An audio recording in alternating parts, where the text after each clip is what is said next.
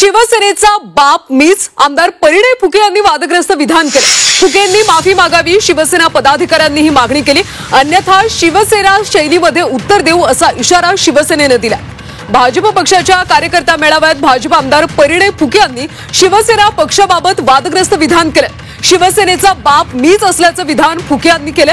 यावरून शिवसेना शिंदे गटाचे पदाधिकारी नाराज झाल्याचं पाहायला मिळतं।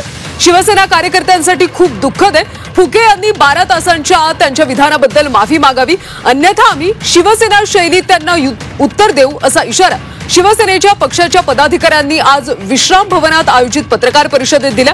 शिवसेना पक्षप्रमुख दिवंगत बाळासाहेब ठाकरे हेच शिवसेनेचे बाप आहेत अशी प्रतिक्रिया शिवसेना लोकसभा प्रमुख संजय कुंभलकर यांनी दिली। मुख्यमंत्री देवेंद्र फडणवीसांनी अशा नेत्याला आवरावं, अन्यथा शिवसेनेचा बाप कोण हे आम्ही सांगू असा इशारा त्यांनी दिला।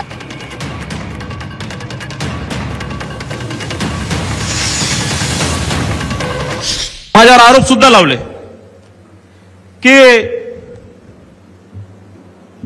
असं झाला तसं झाला, पण मी काही कोणाच्या आरोपांना काही किंवा कोणी माझ्यावर खापर फोडली, पण त्याविषयी मला हे निश्चितच माहित झालं की कारण कसं असतं की तुमच्या घरी जर काही चांगलं झालं तर कोणी केलं, पोरगा जसं 10वी मध्ये पास झाला किंवा चांगले मार्क भेटले तर पोराने केलं किंवा आईने केलं, काही चांगलं झालं तर कोणी केलं तर आईने केलं, आणि काही खराब झालं तर बापाने केलं।